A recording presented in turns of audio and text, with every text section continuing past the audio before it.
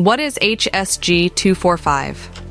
HSG 245, published by the UK's Health and Safety Executive, is titled Investigating Accidents and Incidents, a workbook for employers, union safety representatives, and safety professionals.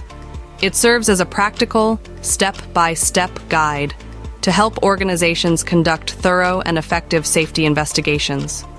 The four-step investigation framework: gathering information, collect data early, witness statements, photos, equipment details, environment context, relevant documentation.